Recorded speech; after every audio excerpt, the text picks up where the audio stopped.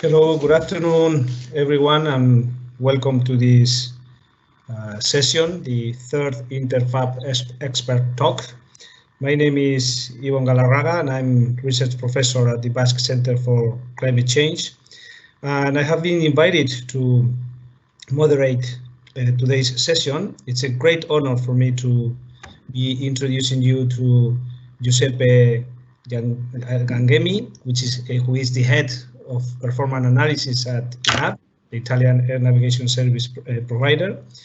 Giuseppe is going to be sharing with us some of his latest work in the cost of delay in a very, very interesting talk.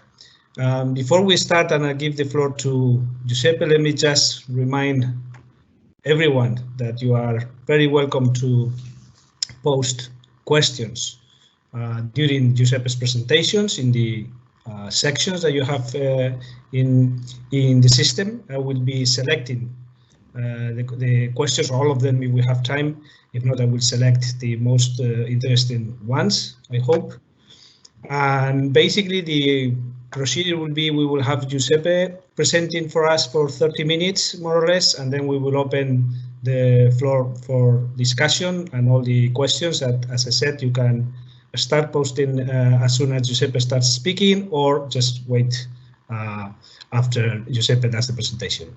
Thank you very much again, Giuseppe, for accepting to give this talk, and the floor is yours.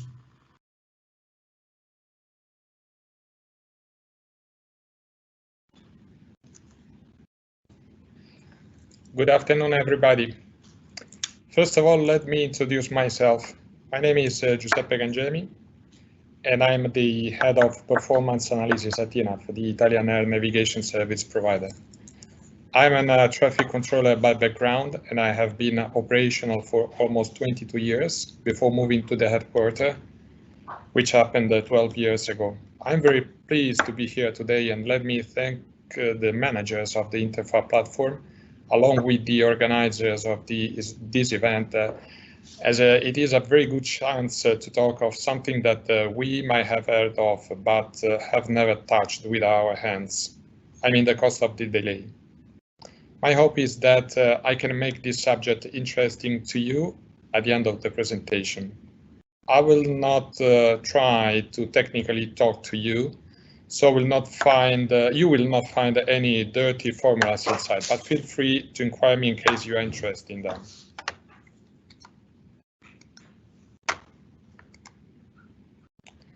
Well, some time ago during our reasonings under the InterFAB performance umbrella, we have tackled some topics. Today I will try to answer two main recurrent questions that we have made when sitting around the table.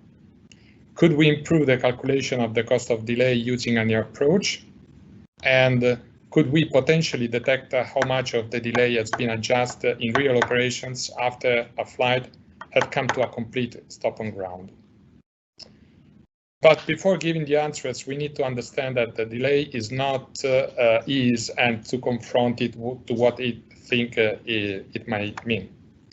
The reason for giving this presentation is because the ATFM delay entails huge costs in the aviation world, so the management of any inefficiency is vital. Airliners and political decision makers would need adequate information on post-ops performance, while ANSPs plan their capacity to provide ATC well ahead of the day of operations. Therefore, wrong information on delay costs leads to wrong allocation of resources, whereas the European performance and charging schemes set penalties if the ANSPs fail to meet the assigned targets. Here you have the points that we will touch upon with this talk. Basically, understanding the delay, see how the delay cost could differently be calculated, and propose a new indicator for the measurement of the adjusted ATFM delay. Now try answer yourself these questions, and you will find out that any of them is potentially correct, as delays seen from different perspectives. Delays as we said, entails cost of million euros for airliners and passengers. Therefore, the measurement of timekeeping performance at several points can allow the identification and mitigation of inefficiencies. Airliners, airports, handling agents want to improve their own processes and procedures.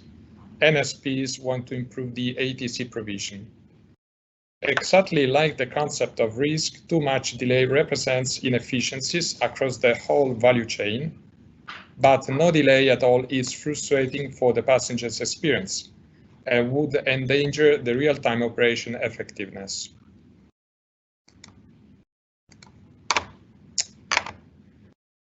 Long ago, it became important to have only one centralized repository for delay in Europe. When the Eurocontrol Central Office for Delay Analysis began their work, the important airline data were passed by the airliners to their associations, who then had to process them into a form which could be used by CODA.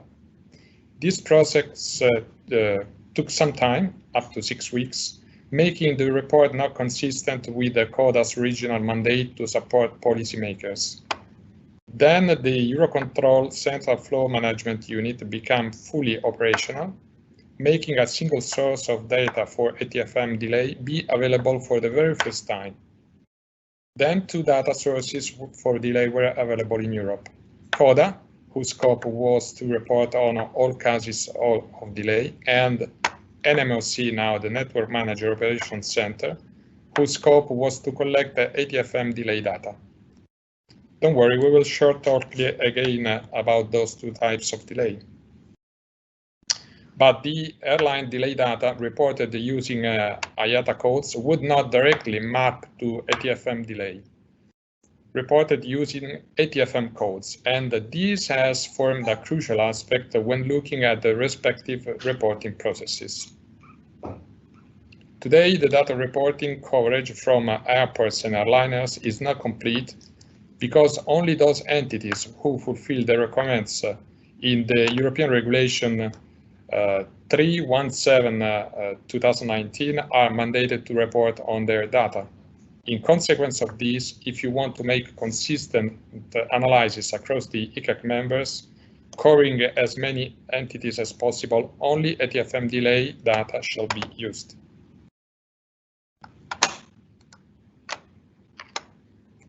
Here you have 2 types of delay, strategic and tactical ones. The difference between the 2 is that the strategic delay costs are quite low and known ex ante, as applicable to all planned flights, whereas the tactical delay generates costs that are very expensive and uncertain. It is generated only for the delayed airplanes. Some examples of strategic delays are the increase of total turnaround time, the increase of the aircraft cruising speed, adjustment of the delay of connecting flights, flights cancellations, and or rebooking of passengers. Some examples of tactical delays are the unexpected en route headwind for flights, of course, late passengers boarding, ramp crew or stairs not ready, refuel truck not there, and so on. Airliners constantly balance between strategic costs and tactical ones. When tactical costs increase faster than the strategical ones and are frequent, it becomes more cost-effective for an airline to apply schedule buffers. It was seen on average that the calculated delay on arrival is slightly less than on the departure. This means that there is a typical a sort of buffering in the schedules to take account of all the above issues. This also helps the airliners arrive on time when, even if they are departing a little later.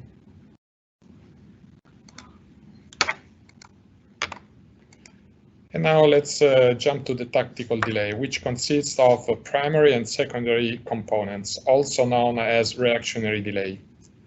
Why is it called reactionary delay? Because it is the result of an aircraft late arrival from a previous flight that is reflected in a late departure, either of the same flight, then is called rotational delay, or of another flight, then is called the non-rotational delay. While the primary delay of a single flight is mainly limited to personnel costs and passengers' compensation claims, the cost of reactionary delay becomes almost unpredictable due to the propagation of the primary delay. Airliners have set up the Airline Operation Control Center to mitigate and manage reactionary delays. Here, the flight dispatchers try to compensate for the reactionary delay costs, of course, to the same extent as they try to maintain passengers' comfort. In the airline business today, delay costs, especially passengers-related costs, are not published as belonging to the company secrets.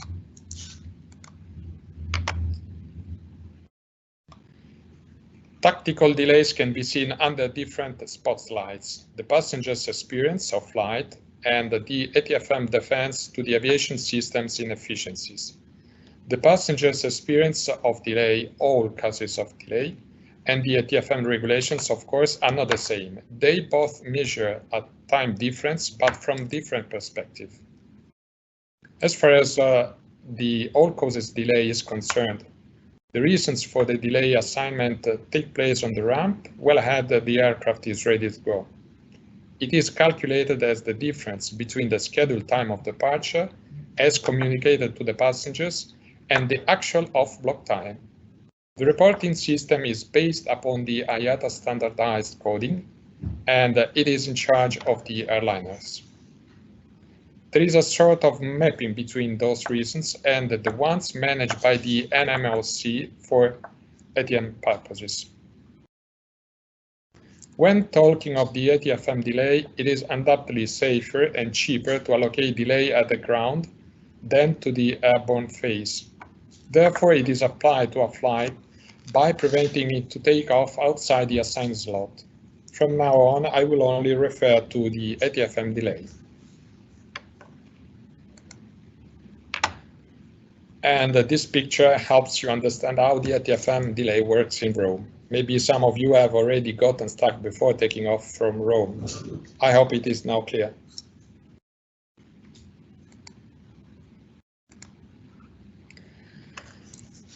Okay, after giving you a brief overview of the delay, now we can start talking of the core part of this presentation. Since delay means extra costs, a methodology to define the cost of delay was very much needed. A reliable source of delay data was identified with a network manager who manages the ATFM delay every day. The initial attempt to monetize the cost of 1 minute of ATFM delay was brought forward by the Transport Studies Group from the University of Westminster in 2003. There were revisions of the work in 2011 and 2015 to give a broader view of the several operational aspects generating delay. The current value of delay cost is 104 euros per minute, as per Air Traffic Cost Effectiveness Report 2018, but it is going to be modified soon. The cost of ATFM delay is diffusely published and used by political decision makers. And here you have two examples. PRB making the reports on the left side, and as we said, ACE report, which is a report made by PRU on the right side.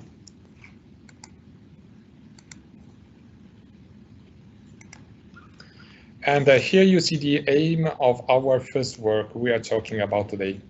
Because delays means cost, and because not all the flights are given the same amount of delay, the use of an average value overestimates the total cost. We had a deep look at the post-operational data and thought about a different way to find out the cost of delay. The results are encouraging, therefore we think that a more accurate calculation and reporting of the cost delay is possible.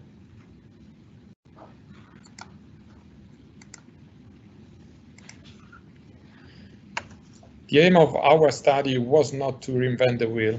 We only aimed to assess more accurately the cost of the ATFM delay in Europe. The sources of our reasoning were the outcomes of the Transport Studies Group, together with the delay data recorded by the network manager in real operations.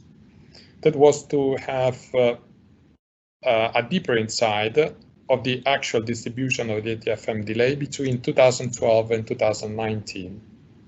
We ran several simulations using 10 delay classes as identified by the Transport Studies Group, using 3 delay classes that we have elaborated by collapsing the previous 10 classes, and using the actual data on flights to investigate the results and potentially propose a new function for the delay costs.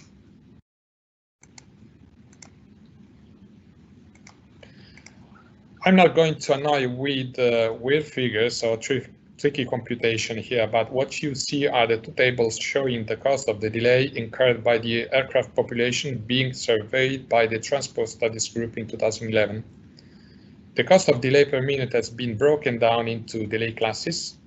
The figures, of course, were updated using the latest value of 102 euros per minute of delay, as published in 2017 by PIU. The top table allocates the weighted delay cost to 10 classes. The table at the bottom is our own elaboration made by aggregating the values of the table above in 3 classes. This work was necessary to go ahead with our simulation.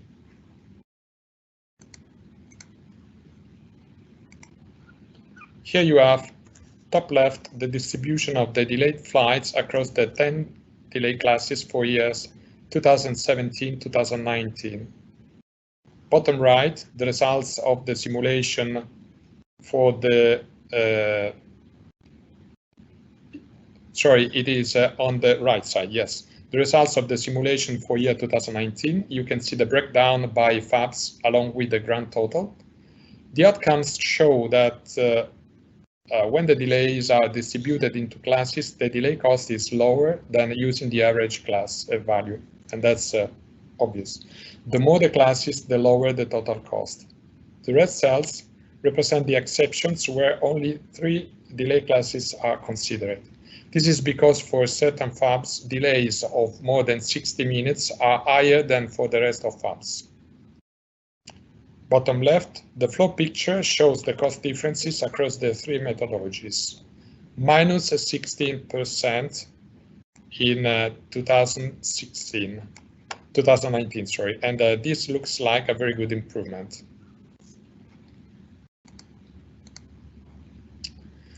But we wanted to go one step further and define a statistical curve function based on the coupling of cost of delay per delay class available from the Transport Studies Group. We have imposed specific conditions to the cost function. If cost is 0, there is no delay. The function should go through the cost points as per the Transport Studies Group paper. And then we have tested different scenarios and observed many situations, but we came up with a conclusion. There are 3 different trends in the coupled data dispersion, and you see them inside the circles. Delays between 1 and 74 minutes is represented by a nonlinear function. Delay between 75 and 299 minutes is represented by a linear function. And since there were no details for delay cost greater than 300 minutes, we assume that the cost rises linearly. Of course, it would have been ideal to run our own computation, but it would have also required having the cost data per single flight, which was not possible, as this is still a very sensitive issue. Nevertheless, the possibility of using a set of functions is a methodological advance on our previous approach.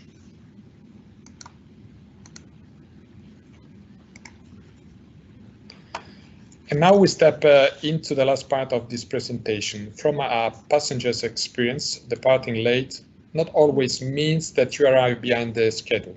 Don't you think it would be interesting to know what is the number of flights that, being ATFM delayed on departure, have adjusted the initial ATFM delay at the arrival airport? I think so. And such answer would be very useful to unquestionably say that extra costs could be added to or deducted from the theoretical ATFM delay costs. To answer this question, we need to compare the actual flight duration to the estimated flight duration and the difference to the initial ATFM delay. this reasoning is in support of defining the adjusted ATFM delay indicator. It is a new indicator, and I will show you how it works.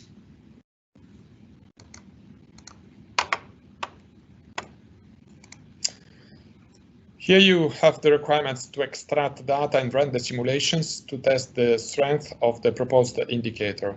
Only BlueMedFab flights fulfilling the given conditions were considered, and they amounted to around 12% of the total ECAC flights in 6 years.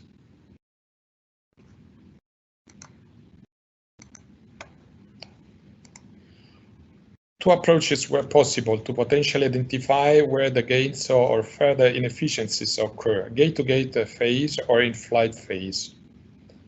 Due to limited data availability for the ground phase and to ensure a broader coverage at the ECAC level, the scope of our runs was the in-flight phase. So we only consider the takeoff time and the landing time of a flight, so disregarding the ground phase of flights.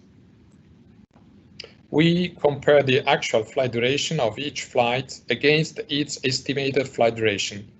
The resulting difference has one of the following operational meanings. Unchanged delay means that the actual flight duration equals the estimated flight duration. The difference is 0 and the initial ATFM delay is still there. Increased delay means that the actual flight duration is greater than the estimated flight duration, the difference is negative, and the delay has worsened. Reduced delay means that the actual flight duration is smaller than the estimated flight duration, the difference is positive, and the ATFM delay has been reduced.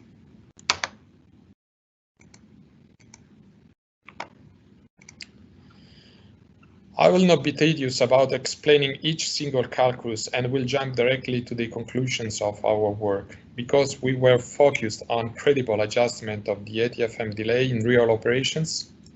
The requirement for our flight sampling were to have a CTOT assigned, the ATFM delay between 1 and 14 minutes, and a positive difference of flight duration, the ones we have seen before.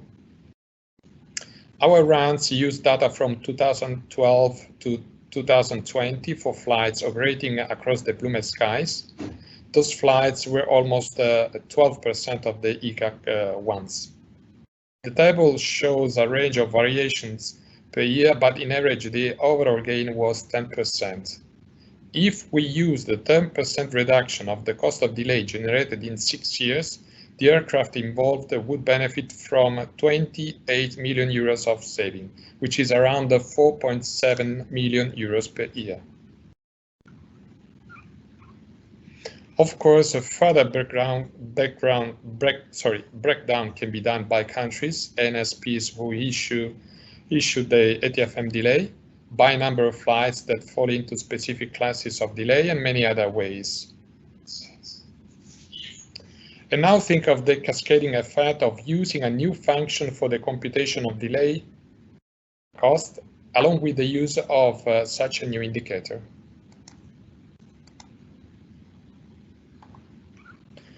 We get to the end of our work and can think of a possible way forward.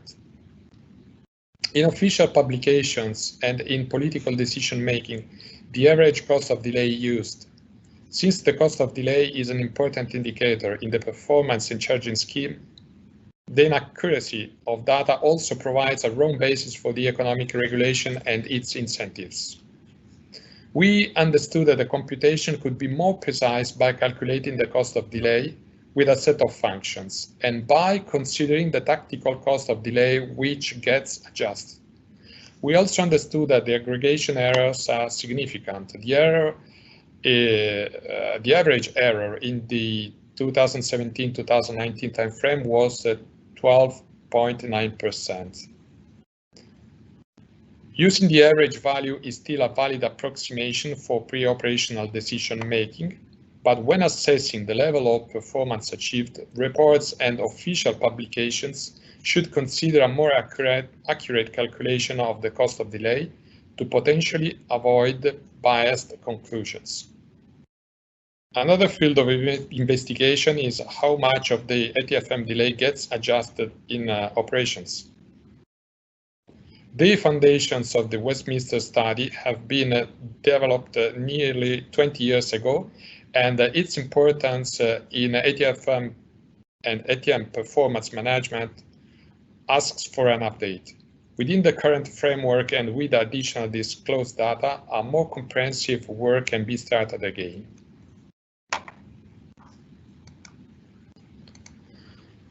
This presentation ends here. I very much hope we have fostered for new ideas about the revamp of the original work. Thank you for listening, and now let the questions take the floor. Thank you.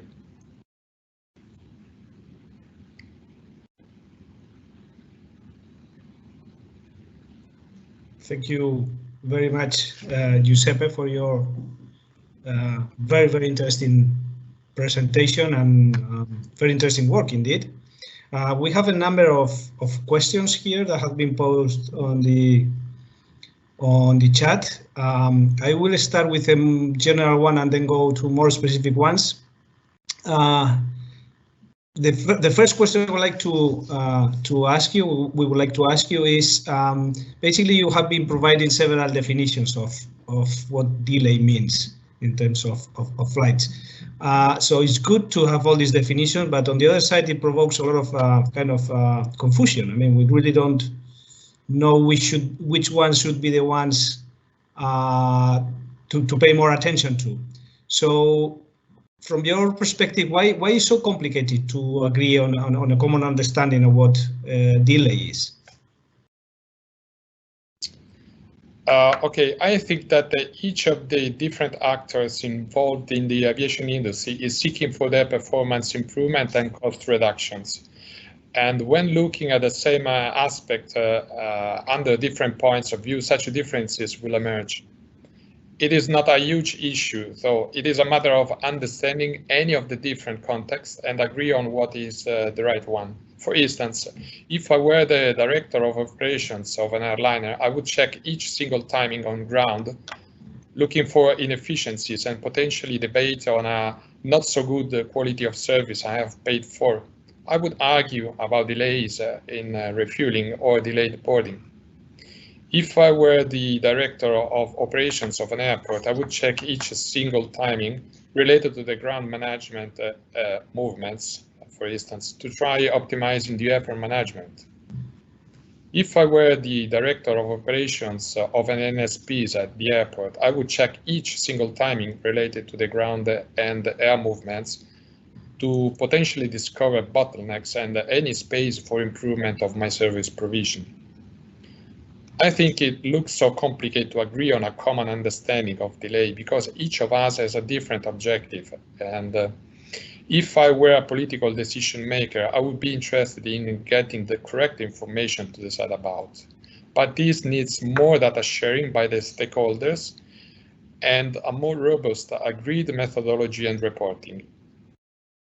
In conclusion, a broader scope for performance improvement, which will in turn lead to cost reductions. Okay, thank you very much. We have another question from Branco Bubalo, who asks, how can tactical and strategic delay be separated, if at all? Tactical and strategical delays are separated by the definition. I mean, a strategical delay is something that is in the hands of airliners. They know in advance what is going to happen in a specific environment. Maybe in a specific segments they usually fly, or in a specific airports they used to operate. So it's something that they know in advance. Tactical delays happens on a very tactical, as the definition says, on a very tactical basis, and therefore they are separated naturally. At the end of the operations, maybe after a certain time frame, the airliners know how the strategical costs are, what the strategical costs are, and what the tactical costs are. So they need to balance each of them in order to make sure that they do not overpay for any of the two delays. So sometimes they might decide to switch from paying less cost of delay for strategical ones instead of paying more tactical delay for very rare occasions. So it's a sort of balancing, but I think they are split apart by definition. Okay, thank you. We have another question from Eric Nantier from Swiss, who says, cost of delay for an airline is dependent on what happened to the different flights inside an airline. Also more important for an airline is the ability to set correct priority to aircraft. Two flights don't have the same value and generate the same impact. So it's kind of a statement more than a question, but it's, yeah. You know, and what's your reaction to this? Yeah, and I totally agree with that. And if I may complement the information, this is exactly what happened when the university, the Transport Studies Group was prepared the document, their paper. They recognized there were several forms of delay generation among different types of airliners, being a traditional cargo or low-cost carriers. So they, in their work, they need to be very fair, not to disclose business-sensitive data. So at the end of their work, they provided us with an average value. But of course, what Eric said is clear and is perfectly correct. Each airliner has their own business policy, and of course, it generates different costs. So you can say that each airline has different costs from another airline. Okay, thank you. We have another question from Pierre Outre, who asks, could be a negative delay, or could a negative delay be taken into account in the assessment? What is the benefit of an advanced landing in terms of euros? Is it possible to calculate that? Of course, if we had the right data, it would be possible to calculate any potential improvement in the performance of a flight. I mean, in terms of early takeoff or early landing of a flight. What is the advantage of taking that amount of minutes in account? The advantage might arise when we are coming up to deciding how much the cost of delay is, and potentially attributing penalties or incentives to the players who have generated the delay. By now, it is a sort of experimental game, a sort of hypothesis, idea that we are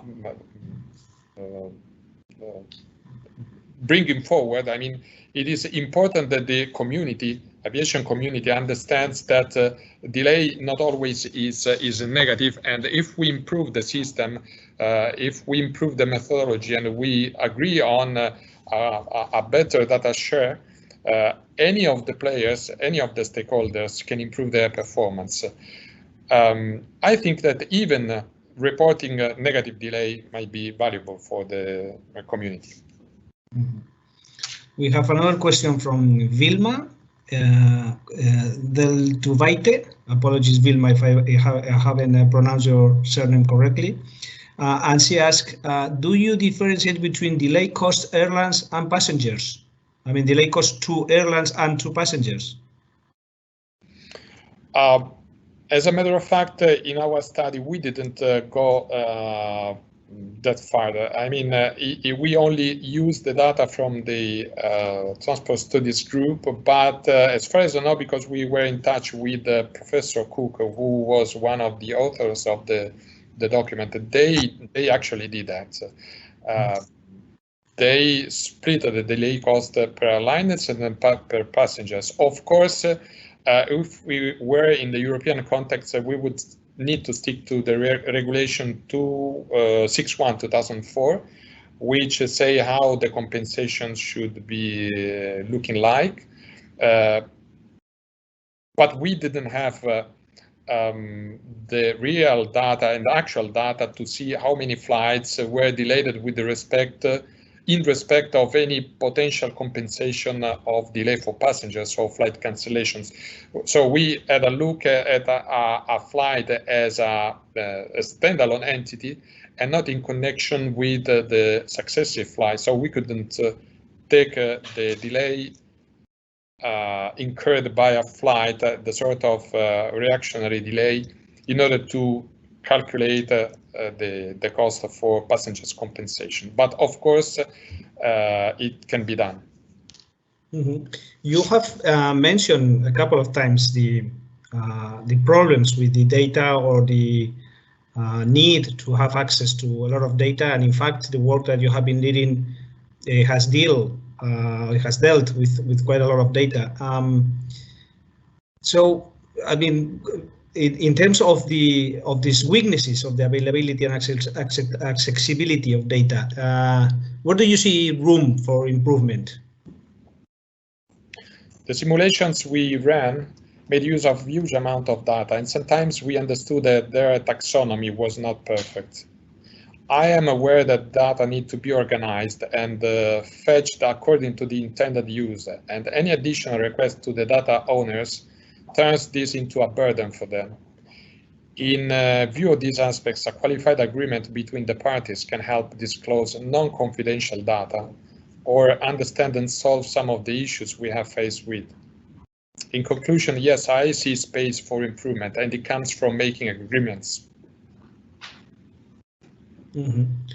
Okay, we have another question from Sofia Pierguidi, and she asks, basically, tactically to reduce delay usually is trying to short route plan, a straighten approach, and so on. Nowadays, considering we are improving free flight, which tactical instruments we are empowering? Okay, we are talking of the ANSP's attitude to reduce the delay. Of course, having free flight routes and trying to optimize the flight efficiency to the maximum extent. The behavior of ANSPs is getting to the maximum, is getting to the highest level, of course. So it is on the ANSP's hands not to induce delay, which is the other way around to see the same problem. But the tactical delay can be also reduced by different stakeholders than other stakeholders than the ANSP. I mean, ANSPs can still optimize its performance at the airports on ground,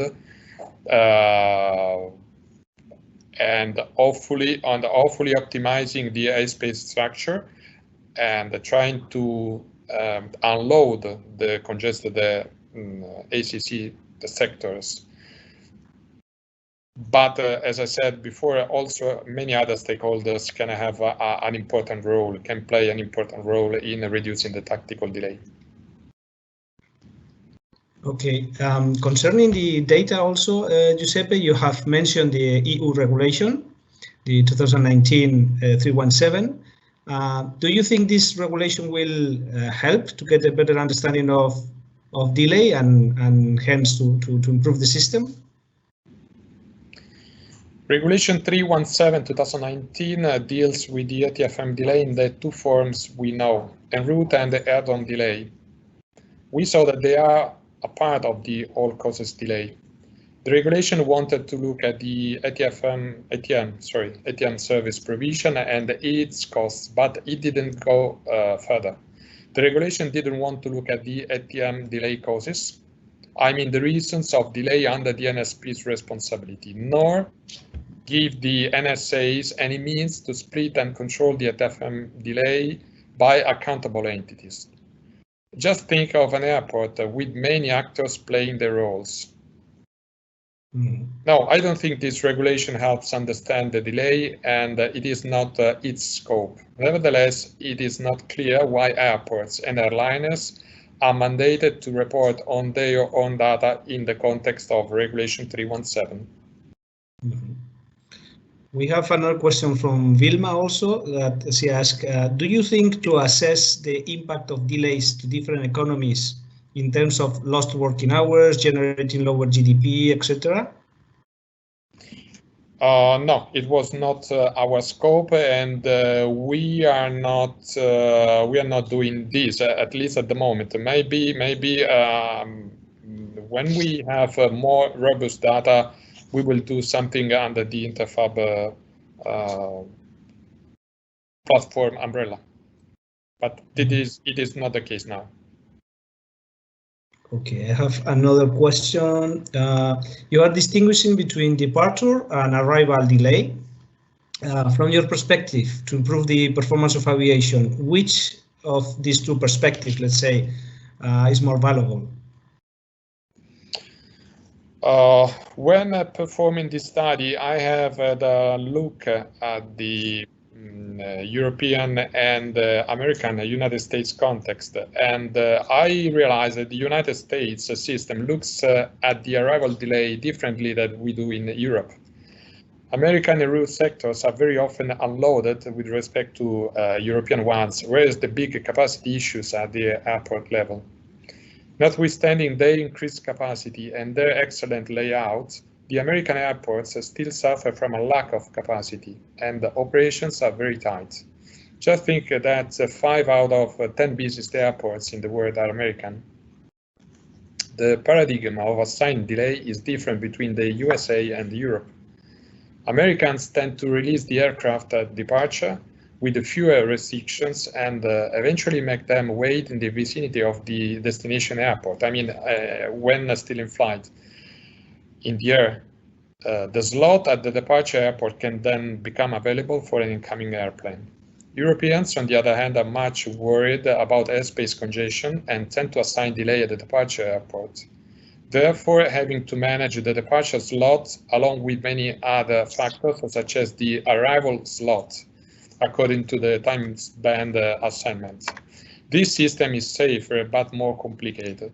In my opinion, none of the two views is preferable. The concept of predictability needs to become finally true and should include 3 aspects like departure punctuality, length of flight, and arrival punctuality. Of course, the more predictable a flight, the less delay it will bear. Thank you, Giuseppe. We have another question from Claudio Fiorani, who asks, can you confirm that only airports and airlines that exceeded the movement values indicated on the slide participate in the statistical data collection?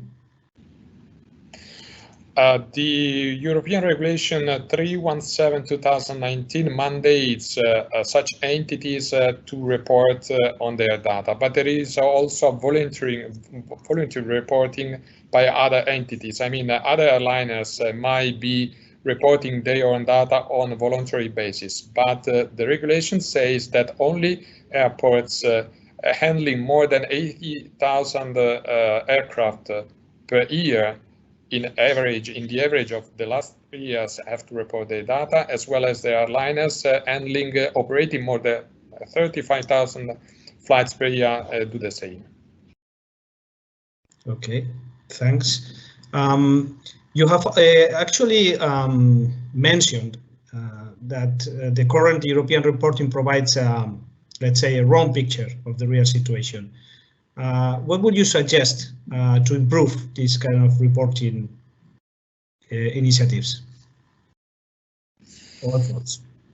First of all, I think it is very important to identify the scope of the messages to be conveyed to the audience. There is a very diffuse tendency to reuse the same old data in different contexts, even if they do not properly apply.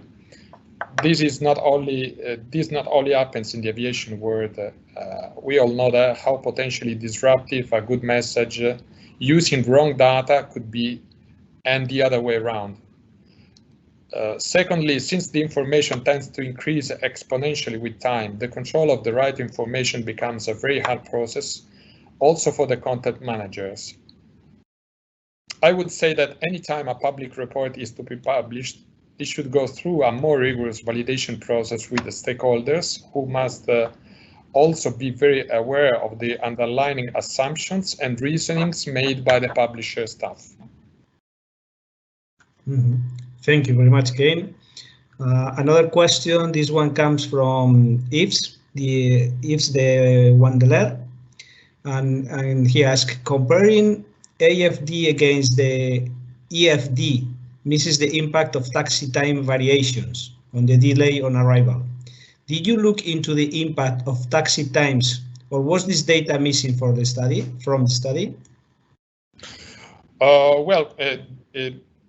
We ran simulations using ground timings.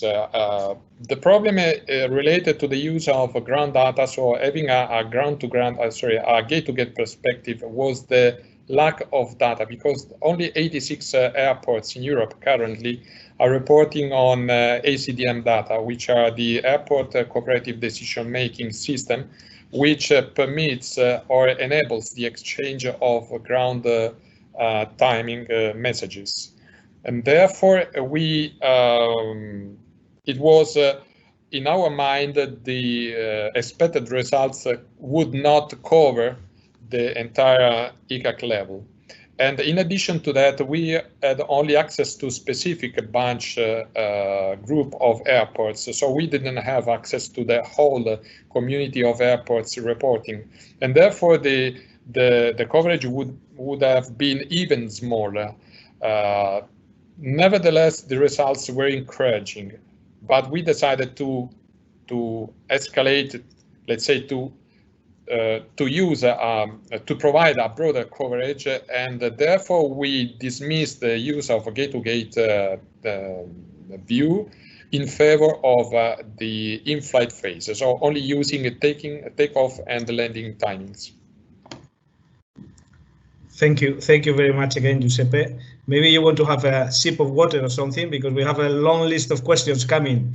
So I continue with the next one. This is from Kevin Grant, and he says, since ATFM delay is defined as the difference between ETOT and CTOT, how does the study consider the band of 15 minutes -5 plus 10 that ATC can use to sequence departures? In addition, how does the study identify the estimated time of landing? The estimate time of landing was the one reported by the NMOC. As a matter of fact, this is one of the caveats we had to face with during the simulation. The estimated time of arrival might be fetched by the flight plan, but as a matter of fact, it is not currently available in the way we would have liked to have it.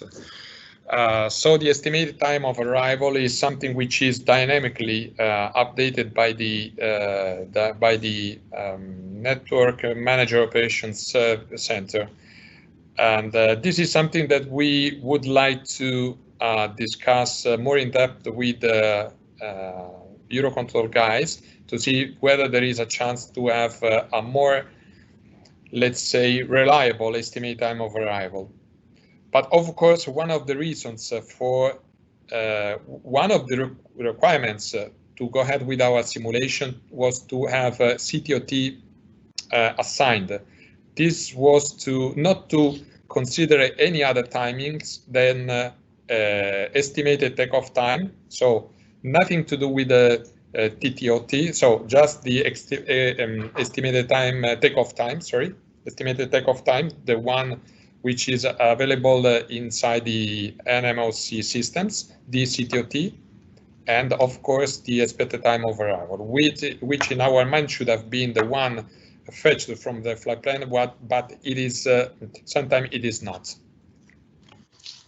Okay, we have one more question from Frank Castelline, who basically says that to handle the congestion, instead of using the CTOT, do you think that TA could reduce delay at the gate-to-gate and optimize flight and more generally the ATM system?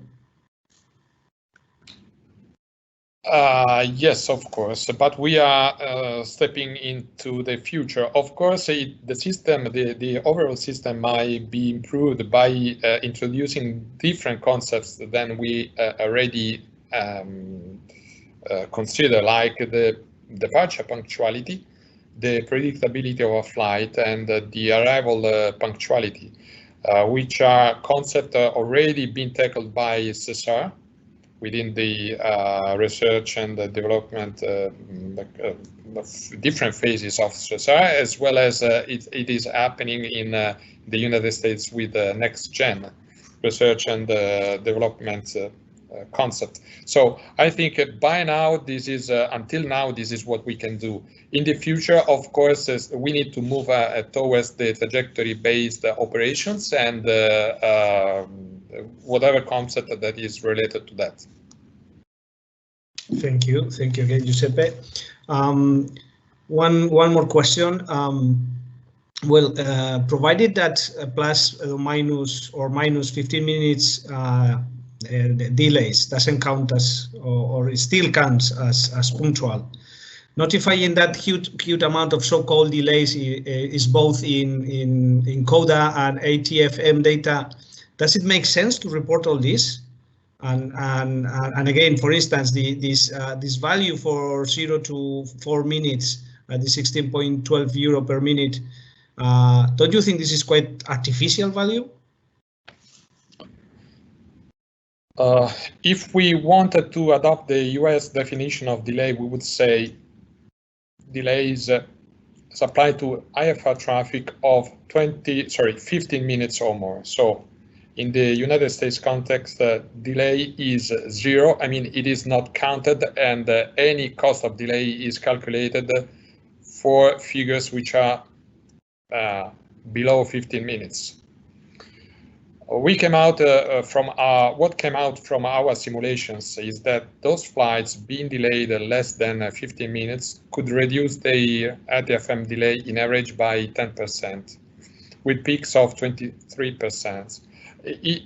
I don't think it makes sense to report about those small delays, of course. So I agree with your statement. Mm-hmm. And about the second question, I agree with you that the value of 16.12 euros per minute is quite artificial, but it comes out from a statistical computation of the survey data by the transport studies group. Mm-hmm. Perhaps it might have been better not to say anything about the cost of delay up to 4 minutes, but we would have missed reporting a piece of information that we already had, so we couldn't do that differently. So connected to this, Giuseppe, what would be your recommendation to achieve a more meaningful performance regulation? You have mentioned some things, some ideas, perhaps you want to elaborate on that? Yeah, there are too many aspects to be dealt with to have a holistic view of the problem.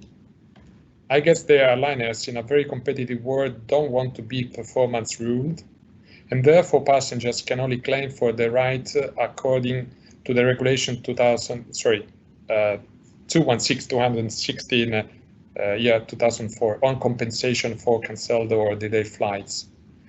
The same stands for airports that even if under the control of a state don't want to be performance ruled, and the ANSPs already have their own performance regulation in place.